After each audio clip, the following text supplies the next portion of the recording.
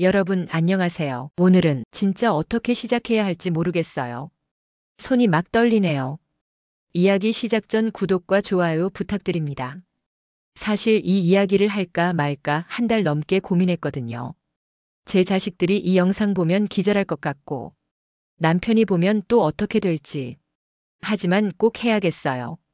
여러분, 혹시 나이 들면 사랑은 끝이라고 생각하시나요? 60 넘으면 그냥 조용히 자식들 뒷바라지나 하면서 살아야 한다고요? 아닙니다. 전혀 아니에요. 제가 64세. 아, 진짜 이 말하기가. 정말 미친 듯이 사랑에 빠졌거든요. 그것도 결혼한 몸으로 말이에요. 어? 뭐라고요? 불륜이냐고요? 네. 맞습니다. 숨기고 싶지만 사실이에요. 떳떳하게 말할 수 없는 사랑이었어요. 하지만 그 3개월이 제 인생에서 가장 뜨거웠던 시간이었습니다. 64년 살면서 처음으로 진짜 사랑이 뭔지 알았어요. 결말이요? 결말은 정말 예상 못하실 거예요. 저도 그때 완전히 뒤바뀐 생각을 하게 됐거든요. 끝까지 들어보세요. 정말 깜짝 놀라실 거예요. 그리고 혹시 비슷한 상황에 계신 분들한테도 도움이 될 거라고 생각해요. 먼저 제 상황부터 말씀드릴게요. 저는 그때 결혼한 지 38년 차였어요. 24살에 결혼해서 62세까지. 길고 긴 세월이죠. 남편은 공무원이었어요. 성실하고 착한 사람이에요. 바람 한 번 안 피우고 술, 담배도 안 하고. 누가 봐도 좋은 남편이죠. 하지만 어떻게 말해야 할까요? 너무 평범했어요.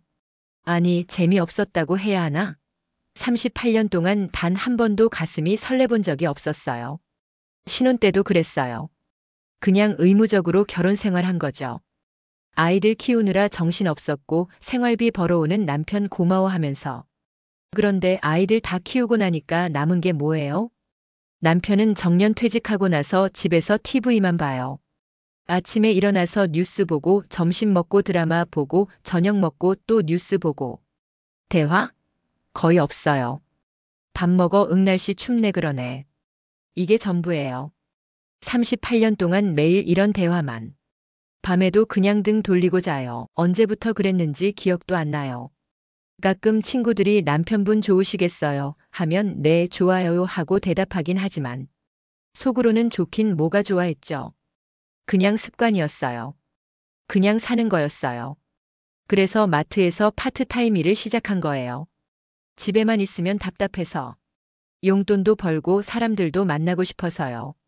그때까지만 해도 새로운 사랑 같은 건 꿈에도 생각 못했어요. 64세에 무슨 사랑이야? 했죠. 2019년 9월 17일. 제가 절대 잊을 수 없는 날이에요. 그날 마트에 새로운 직원이 들어왔거든요. 키는 175cm 정도. 약간 마르신 체형에.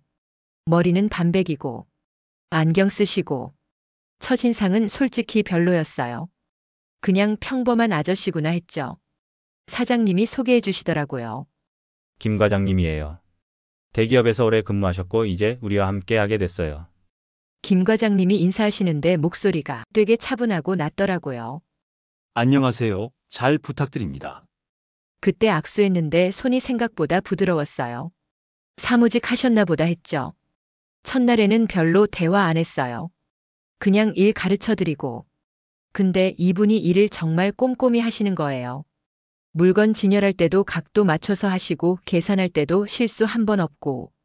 성격도 조용하시고 예의 바르시고. 이것 좀 도와주세요 하면 네 그럽시다 하시면서 바로 도와주시고. 그런데 가끔 혼자 있을 때 표정이 되게 쓸쓸해 보이시더라고요. 뭔가 사연이 있으신 것 같았어요. 첫 주가 지나고 조금씩 대화를 나누기 시작했어요. 과장님 어디 사세요? 아, 여기서 20분 정도 거리의 아파트에 살아요. 가족분들은요? 그때 잠깐 표정이 어두워지시더니 혼자 살아요. 아내를 몇 년 전에 먼저 보냈거든요. 그 말씀하실 때 목소리가 정말 슬프더라고요. 그 순간 왜 그랬는지 모르겠는데 가슴이 먹먹해지면서 이분한테 동정심이 생기더라고요. 그 다음부터 김 과장님이 자꾸 신경이 쓰이기 시작했어요. 출근할 때 김 과장님 자리부터 확인하게 되고 점심시간에 혼자 도시락 드시는 모습 보면 왠지 안쓰럽고, 어느 날은 김 과장님이 무거운 상자를 옮기고 계시는데 제가 뒤에서 도와드렸어요. 아, 고맙습니다. 괜찮아요. 이런 건 둘이 하는 게 나으니까요. 그때 잠깐 손이 닿았는데, 어머, 이상하게 심장이 쿵 하는 거예요. 64세에 웬 심쿵이야? 혼자서 웃어넘겼는데 그날 집에 가서도 자꾸 그 순간이 생각나더라고요. 그 다음 날부터는 화장을 좀 더 신경 써서 했어요. 립스틱도 발라보고. 남편이 오늘 왜 이렇게 꾸몄냐 하는데 그냥 기분 내려고 했죠. 점심시간에 김 과장님과 같이 커피 마시는 게 일상이 됐어요. 마트 뒤편에 벤치가 있거든요. 처음엔 정말 업무 얘기만 했어요. 손님들이 요즘 뭘 많이 사시는지, 물가가 많이 올랐네요. 이런 것들. 그런데 점점 개인적인 이야기를 하게 되더라고요. 김 과장님이 먼저 말씀하시더라고요. 사실 아내가 5년 전에 췌장암으로 세상을 떠났어요. 투병 기간이 2년이었는데 정말 힘들었어요. 얼마나 힘드셨을까요? 혼자 계시면 외롭지 않으세요? 외롭죠. 집에 가면 정말 조용해요. TV 틀어놓고 있지만 혼잣말도 하게 되고. 그 말 들으니까 왜 그렇게 가슴이 아프더라고요. 저는 남편이랑 사는데도 외로운데 이분은 정말 혼자시니까. 그래서 이 일을 시작하신 거예요? 내 집에만 있으면 우울해져서 사람들이라도 만나야겠다 싶어서요. 그때 김 과장님이 저를 보시면서 선생님은 참 밝으세요. 덕분에 일하는 게 즐거워요. 어머머, 그때 제 얼굴이 얼마나 빨개졌는지 몰라요. 64세의 얼굴이 빨개지다니. 20살 처녀가 된 기분이었어요. 그날 이후로 정말 많이 달라졌어요. 매일 아침 일어나서 거울 보는 시간이 길어졌어요. 주름은 없나, 얼굴이 너무 늙어 보이지는 않나. 옷도 예쁜 걸로 골라 입게 되고, 향수도 살짝 뿌려보고, 남편이 눈치챌까봐 걱정됐지만 다행히 남편은 관심도 없더라고요. 김 과장님도 변화가 있으셨어요. 처음에는 정말 조용하셨는데 점점 말씀도 많아지시고, 가끔 웃으실 때가 있어요. 특히 제가 실수할 때. 어느 날 제가 계산기 잘못 눌러서 당황하고 있는데 김 과장님이 옆에서 조용히 도와주시면서 괜찮아요. 천천히 하세요. 그렇게 말씀해 주시는 거예요. 목소리가 정말 다정하더라고요. 그런데 진짜 변화가 시작된 건 그날이었어요. 10월 말쯤이었나? 비가 엄청 많이 오는 날이었어요. 김 과장님이 우산을 안 가져오신 거예요. 어떻게 집에 가세요? 버스 정류장까지만 뛰어가면 될 것 같은데. 안 돼요. 감기 걸려요. 제 우산 같이 써요. 그래서 버스 정류장까지 같이 걸었는데 우산이 작아서 어깨가 닿을 수밖에 없었거든요. 김 과장님 어깨가 생각보다 넓더라고요. 그리고 은은하게 좋은 냄새가 났어요. 버스 정류장 거의 다 와서 김 과장님이 갑자기 걸음을 멈추시더니 선생님, 네, 저 이상한가요? 이 나이에 이런 감정을 느끼는 게. 그 말 듣는 순간 심장이 정말 터질 것 같았어요. 어떤 감정이요? 김 과장님이 저를 똑바로 보시면서 선생님 때문에 요즘 잠을 못 자겠어요. 계속 생각이 나요. 과장님, 미안해요. 이런 말 하면 안 되는 거 아는데. 혼자 있기가 너무 힘들어서 그때 제가 정말 제정신이 아니었나 봐요. 저도 그래요. 라고 말해버린 거예요. 정말요? 네. 저도 과장님 생각만 하고 있어요. 집에 가서도 밤에 누워서도. 그때 김 과장님이 제 손을 살짝 잡으시더라고요. 정말 조심스럽게. 우리 이래도 될까요?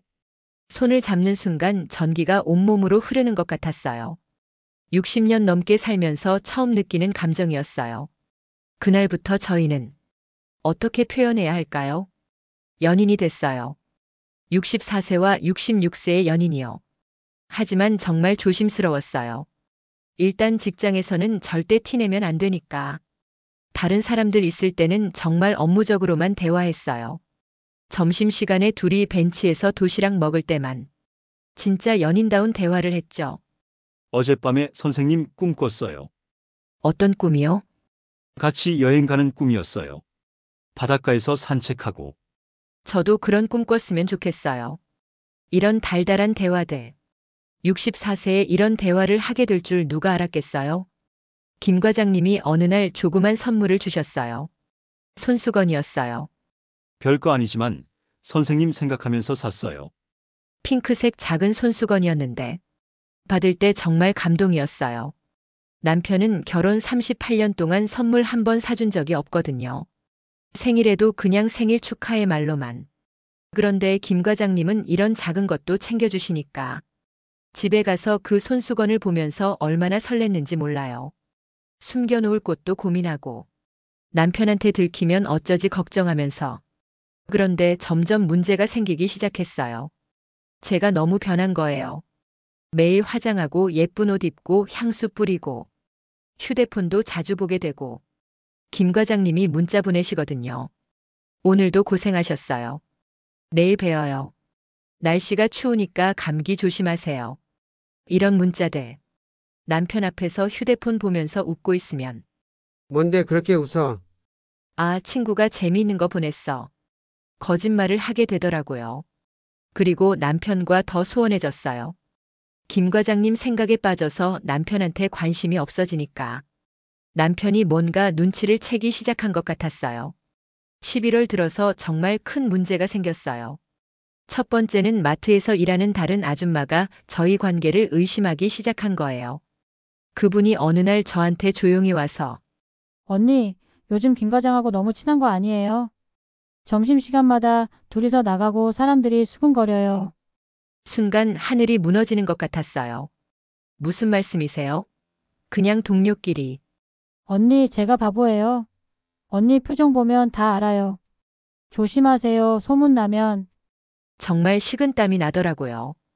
그분이 저희 동네 사람이거든요. 입 한 번 잘못 놀리면 동네에 소문이 다 날 판이었어요. 두 번째 문제는 남편이었어요. 어느 날 저녁에 남편이 저한테 진짜 진지하게 묻는 거예요. 당신 요즘 왜 그래? 뭐가요? 화장도 진하게 하고 옷도 예쁜 걸로 입고. 혹시 다른 남자 있어? 그 순간 심장이 멎는 줄 알았어요. 당신이 무슨 말을? 38년 같이 살았는데 당신 변한 거 내가 모르겠어. 솔직히 말해. 남편이 그렇게 다그치는 건 처음이었어요. 대답을 못하고 있으니까 설마 진짜야? 이 나이에. 정말 답답했어요. 거짓말하기도 싫고 그렇다고 사실을 말하기도. 그날 밤 한잠도 못 잤어요. 김 과장님한테 이 상황을 얘기했더니 이런 일이 미안해요. 과장님 잘못이 아니에요. 아니에요. 제가 선생님한테 감정을 드러내서 이러다가 선생님 가정이 파탄 날 수도 있어요. 김 과장님이 정말 심각해 하시더라고요. 저 여기서 그만두는 게 나을 것 같아요. 안 돼요. 과장님이 왜 그만둬야 해요? 하지만 김 과장님 마음은 이미 정해진 것 같았어요. 그런데 정말 큰일이 터졌어요. 김 과장님이 갑자기 쓰러지신 거예요. 마트에서 일하다가 갑자기 가슴을 움켜쥐고 119 불러서 병원에 모셔갔는데 심장병이었어요. 의사 선생님이 그러시더라고요. 오래된 심장병이 스트레스 때문에 악화됐다고. 부인 돌아가시고 나서 많이 무리하셨나 봐요. 거기다 저희 일로 또 스트레스 받으셨으니까 병원에 가보고 싶었지만 갈 수가 없었어요. 무슨 명목으로 가겠어요? 일주일 동안 정말 미칠 것 같았어요. 사랑하는 사람이 아픈데 옆에 있어줄 수도 없고 마트 사장님한테 안부라도 물어보고 싶었지만 그것도 이상하게 보일까봐. 그런데 사장님이 저한테 조용히 말씀해 주시더라고요. 김 과장님이 당신 꼭 보고 싶다고 하시네요. 한번 가보시겠어요? 더 이상 참을 수 없었어요. 남편한테 친구 병문안 간다고 거짓말하고 병원에 갔어요. 김 과장님을 봤을 때 정말 많이 야위셨더라고요. 그래도 저를 보시자마자 환하게 웃으시면서 선생님 와주셨네요. 과장님 괜찮으세요? 얼마나 놀랐는지 몰라요. 선생님 얼굴 보니까 살 것 같아요. 그 말씀하실 때 눈물이 글썽거리시더라고요. 병실에서 김 과장님과 마지막 대화를 나눴어요. 김 과장님이 제 손을 꼭 잡으시면서 선생님, 정말 미안해요. 가정에 문제 생기고. 과장님 잘못 아니에요. 저도 원했던 거예요. 하지만 이제 정말 끝내야 할 것 같아요. 선생님 행복이 중요해요. 그때 제가 정말 용기를 냈어요. 과장님, 저 결심했어요. 남편이랑 이혼할래요. 과장님이랑 정식으로 만날래요. 그랬더니 김 과장님이 제 손을 놓으시면서 안 돼요. 선생님, 38년 함께한 가정을 제 때문에 깨뜨릴 순 없어요. 하지만 선생님이 진짜 사랑하신다면 제 부탁 들어주세요. 가정으로 돌아가세요. 그 순간 깨달았어요. 진짜 사랑이 뭔지. 진짜 사랑은 상대방의 행복을 먼저 생각하는 거구나. 김 과장님은 한 달 후에 퇴원하셨지만 마트는 그만두셨어요. 마지막 만남에서 선생님 덕분에 제 인생 마지막에 이런 아름다운 사랑을 할 수 있어서 행복했어요. 평생 잊지 못할 거예요. 저도 말했어요. 저도요, 과장님. 제가 아직 여자라는 걸 느끼게 해주셔서 고마워요. 지금도 가끔 김 과장님 생각이 나요. 그 3개월이 제 인생에서 가장 뜨거웠던 시간이었어요. 여러분, 나이는 정말 숫자일 뿐이에요. 언제든 사랑할 수 있어요. 다만, 그 사랑이 다른 사람을 다치게 하지 않는 선에서요. 오늘 이야기 들어주셔서 고맙습니다. 구독과 좋아요도 부탁드립니다.